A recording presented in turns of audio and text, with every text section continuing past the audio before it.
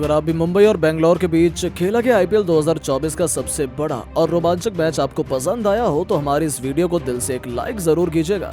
दोस्तों, आईपीएल 2024 के सबसे रोमांचक 25वें मैच के लिए एक दूसरे के आमने सामने थी आईपीएल इतिहास की दो सबसे बड़ी टीमें। रोहित शर्मा के सामने चुनौती लेकर आए थे विराट कोहली। वानखेड़े के मैदान पर इस ऐतिहासिक घमासान के लिए पूरा स्टेडियम खचाखच भरा हुआ था। इस महासंग्राम के लिए जब सिक्का उछाला गया तब टॉस मुंबई के कप्तान हार्दिक पांड्या के पक्ष में रहा और उन्होंने टॉस जीतकर मेहमान बेंगलोर को पहले बल्लेबाजी करने का न्योता दिया। बेंगलोर के लिए उनके दो सबसे बड़े दिग्गज विराट कोहली के साथ कप्तान फाफ डु प्लेसिस रनों की बरसात करने के इरादे से आए थे। उनके कंधों पर अपनी टीम को जबरदस्त शुरुआत दिलाने की बड़ी जिम्मेदारी थी, लेकिन शायद उन्हें अंदाजा भी नहीं था कि जसप्रीत बुमराह आज क्या करने वाले हैं। आते डु प्लेसिस ने पहले ही ओवर में मोहम्मद नबी की आखिरी गेंद पर चौका जड़कर अपना खाता भी खोला। डु प्लेसिस तो मानो सिर पर कफन बांधकर उतरे थे। दूसरे ओवर में कुवैटजे के खिलाफ उन्होंने एक और जबरदस्त छक्का लगाया, लेकिन दोस्तों दूसरी तरफ किंग कोहली ज्यादा देर तक मैदान पर टिक नहीं पाए।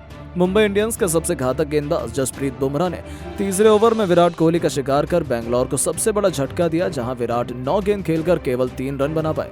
मुंबई फैंस तो अभी से खुशी से झूमने लगे थे क्योंकि उन्हें सबसे बड़ा विकेट मिला था। नंबर 3 के पायदान पर विल जैकर्स को मैदान में भेजा गया। उन्होंने आते ही बेहतरीन चौके से अपना खाता खोला, लेकिन दोस्तों गरीबी में आटा गीला यह खिलाड़ी भी अगले ओवर में वो भी आकाश माधवाल के सामने घुटने टेक बैठे। आकाश ने इस खिलाड़ी को टीम डेविड के हाथों कैच आउट करवाकर बेंगलोर की कमर तोड़कर रख दी। एक के बाद एक गिरे 2 विकेटों ने मुंबई इंडियंस को इस मैच में पूरी तरीके से बेंगलोर पर हावी कर दिया था। बिल जैकर्स 6 गेंद पर 2 चौके की बदौलत 8 रन बना पाए थे। मैदान पर कप्तान डु प्लेसिस के साथ रजत पाटीदार के कंधों पर अपनी टीम की वापसी करने की जिम्मेदारी थी। हालांकि ये इतना आसान नहीं था। एक छोर से डु प्लेसिस मैदान में चट्टान की तरह डटे हुए थे। वो मुंबई के गेंदबाजों का डटकर सामना कर रहे थे। 6 ओवर में बेंगलोर ने 44 रन 2 विकेट के नुकसान पर बना लिए थे। मुंबई इंडियंस अभी से मैच में शिकंजा कसने के लिए पूरी तरीके से तैयार थी, लेकिन दोस्तों इन दोनों खिलाड़ियों ने धीरे धीरे संभलकर अपनी टीम को तेजी से आगे बढ़ाना शुरू किया। 7वें ओवर में श्रेयस गोपाल के खिलाफ 10 रन बटोरकर उन्होंने बेंगलोर को 54 रनों तक पहुंचाया। जहां एक तरफ मुंबई के गेंदबाज विकेट की तलाश कर रहे थे तो वहीं ये दोनों कहीं ना कहीं से हर ओवर में बाउंड्रीज बटोर रहे थे। डु प्लेसिस के बाद रजत पाटीदार ने भी आक्रामक रुख अपनाना शुरू कर दिया। 10वें ओवर में उन्होंने हार्दिक पांड्या के गेंद को स्टेडियम के दूसरे स्टैंड में छक्के के लिए डिपॉजिट कर 10 ओवर में बेंगलोर को 89 रनों तक पहुंचा दिया। बेंगलोर की पारी पटरी पर वापस आने लगी थी। इन दोनों खिलाड़ियों के बीच 50 रनों की अर्धशतकीय मैच टर्निंग पार्टनरशिप हो चुकी थी, जिसने मुंबई इंडियंस के पसीने छुड़ाने शुरू कर दिए थे।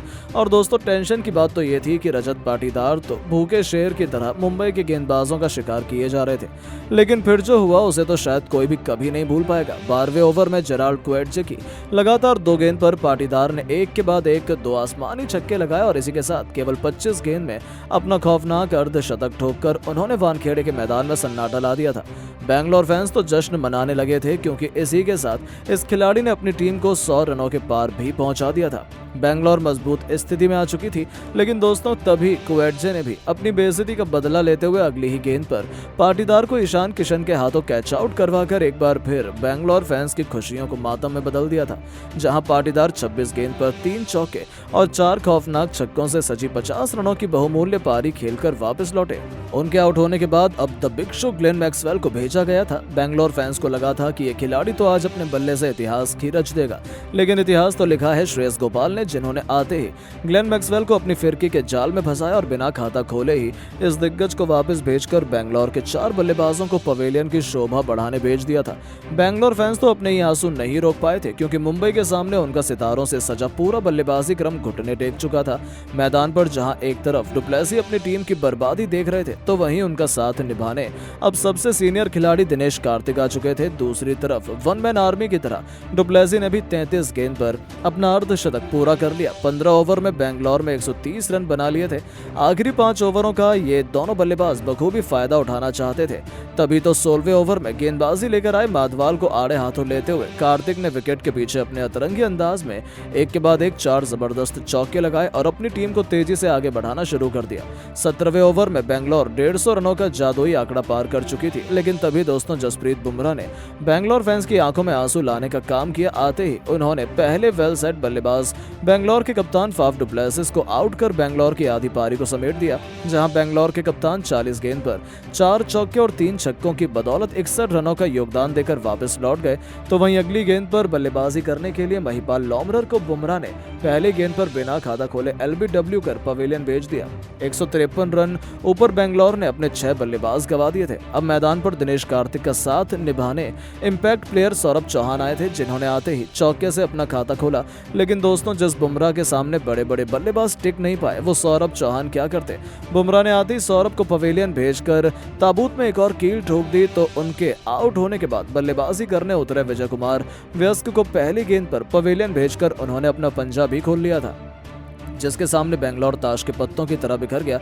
लेकिन दोस्तों, दिनेश कार्तिक ने आखिरी ओवर में आकाश माधव के खिलाफ लगातार 2 छक्के और 1 चौका बटोरकर केवल तेज गेंद में ही 5 चौके खतरनाक छक्कों से सजी 53 रनों की बेमिसाल पारी खेली और 20 ओवर में अपनी टीम को 196 रनों तक पहुंचा दिया। मुंबई के लिए सबसे अधिक 4 ओवर में जसप्रीत बुमराह ने 21 रन देकर 5 सफलताएं हासिल की। अब मुंबई के धाकड़ बल्लेबाजों पर इस लक्ष्य को चेस करने की बहुत अहम जिम्मेदारी थी, जो उतना मुश्किल नहीं होना चाहिए था, क्योंकि बेंगलोर का गेंदबाजी क्रम तो पहले से ही कमजोर माना जाता था। मुंबई के लिए उनके 2 सबसे खतरनाक बल्लेबाज रोहित शर्मा के साथ पॉकेट डायनामो ईशान किशन की जोड़ी पारी की शुरुआत करने आई थी। हालांकि उम्मीद के विपरीत पहले 2 ओवर में दोनों बल्लेबाज मुश्किल से केवल 9 रन बना पाए थे। ऐसा लगा था कि बेंगलोर के गेंदबाज कोई नया चमत्कार कर सकते हैं, लेकिन दोस्तों, ये तो केवल एक गलतफहमी थी, जो बहुत जल्द इन दोनों की आंधी में हवा हो गई। तीसरे ही ओवर में रिस टॉपले को आड़े हाथों लेते हुए ईशान किशन ने उनका स्वागत पॉइंट के ऊपर से जबरदस्त चौके से किया, तो इस ओवर में एक के बाद एक 3 चौके की हैट्रिक बटोरकर ईशान किशन ने अपना आक्रामक रुख दिखाना शुरू कर दिया था। तो किशन को घातक बल्लेबाजी करता देखकर रोहित ने भी अपने गियर में बदलाव किया और हिटमैन वाले अवतार में फिर ऐसी तबाही मचाई कि बेंगलोर के गेंदबाज क्या, बेंगलोर की जीत की उम्मीदें भी चकनाचूर कर दी। जी हां दोस्तों, चौथे ही ओवर में आकाशदीप की आखिरी गेंद पर उन्होंने छक्का जड़कर अपनी टीम को तेजी से आगे बढ़ाना शुरू किया। तो 5वें ओवर में बेंगलोर के सबसे बड़े गेंदबाज मोहम्मद सिराज की धज्जियां उड़ाते हुए ईशान किशन के एक के बाद एक 2 छक्के और एक खतरनाक चौका लगाया, तो रोहित ने भी 5वीं गेंद को बाउंड्री के बाहर छक्के के लिए डिपॉजिट कर इस ओवर में कुल 23 रन बटोर डाले और इसे अब तक का सबसे महंगा ओवर बना दिया। उनकी घातक बल्लेबाजी का नतीजा हुआ कि 5 ओवर में ही मुंबई ने 55 रन ठोक डाले थे। अभी से बेंगलोर फैंस मायूस थे, उन्हें अपनी शर्मनाक हार नजर आने लगी थी।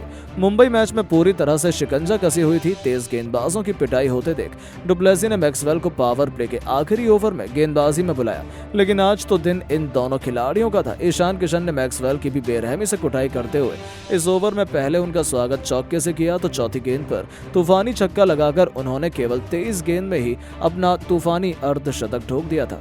5वीं गेंद पर भी उन्होंने चौका लगाया और अपनी खौफनाक बल्लेबाजी से 6 ओवर में ही मुंबई को 72 रनों तक पहुंचा दिया था। अभी से मुंबई एक आसान सी जीत की तरफ बढ़ रही थी। 84 गेंद में उन्हें केवल 125 रन चाहिए थे, जो मुंबई के खतरनाक बल्लेबाजी क्रम के लिए उतना मुश्किल नहीं होना चाहिए। हालांकि तभी बेंगलोर ने ईशान किशन का शिकार किया। आउट होने से पहले ईशान ने 34 गेंद पर 7 चौके और 5 तूफानी छक्कों की बदौलत 69 रन बनाए थे। उनके विकेट के बाद तो बेंगलोर फैंस को लगा था कि बेंगलोर मैच में वापसी करेगी, लेकिन सूर्य कुमार यादव के इरादे तो कुछ और ही थे। मैदान में उतरते ही इस खिलाड़ी ने अपने बल्ले से तहलका मचाना शुरू कर दिया। 11वें ओवर में आकाशदीप की धज्जियां उड़ाते हुए पहले उनका स्वागत एक खतरनाक चौके से किया, तो ओवर की आखिरी 3 गेंद पर एक के बाद एक 3 खौफनाक ऐसे छक्के लगाए जिसने तो गेंदबाज का करियर ही तबाह कर दिया। इस ओवर में सूर्य ने कुल 24 रन बटोरे और मुंबई को बहुत जल्दी जीत दिलाने की ठान ली। हालांकि तभी अगले ओवर में खतरनाक लग रहे रोहित भी पवेलियन लौट गए। जाने से पहले उन्होंने 24 गेंद पर 3 चौके और 3 छक्के की बदौलत 38 रन बनाए। उनके आउट होने के बाद मैदान में उतरे हार्दिक ने आते ही पहली गेंद पर तूफानी छक्के से अपना खाता खोला, तो दूसरी तरफ सूर्य का बल्ला दहाड़ रहा था। देखते देखते इस खिलाड़ी ने 300 के स्ट्राइक रेट से तूफानी अर्धशतक जड़कर न केवल बेंगलोर को खून के आंसू रुलाए, बल्कि 15 ओवर से पहले ही इस मैच को खत्म कर उन्होंने बेंगलोर को इस सीजन में क्या बल्कि क्रिकेट इतिहास की सबसे शर्मनाक हार सौंप दी। दोस्तों, IPL 2024 में जिन 2 खिलाड़ियों को सबसे अधिक देखने के लिए भारतीय फैंस उतावले थे, वह कोई और नहीं बल्कि भारतीय कप्तान रोहित शर्मा और T20 के नंबर 1 खिलाड़ी सूर्य कुमार यादव थे। हालांकि पहले 3 मैचों में फैंस के सूर्य कुमार यादव ने दिली तमन्ना तो नहीं पूरी की, क्योंकि ना ही मुंबई जीत हासिल कर पा रही थी और ना ही सूर्या चोट के चलते इन दोनों में मुकाबले में उपलब्ध थे। लेकिन अब मुंबई इन दोनों खिलाड़ियों के चाहने वालों की खुशियों 7वें आसमान पर है। इस कारण यह है कि यहाँ एक तरफ सूर्या मुंबई में वापस भी आ चुके हैं, तो वहीं मुंबई जीत की पटरी पर भी लौट चुकी है, जिसका एक अद्भुत नमूना हमें बेंगलुरु के खिलाफ भी देखने को मिला। बेंगलुरु के बल्लेबाज केवल 196 रन बना पाए और इसका पीछा करना आसान भी नहीं था।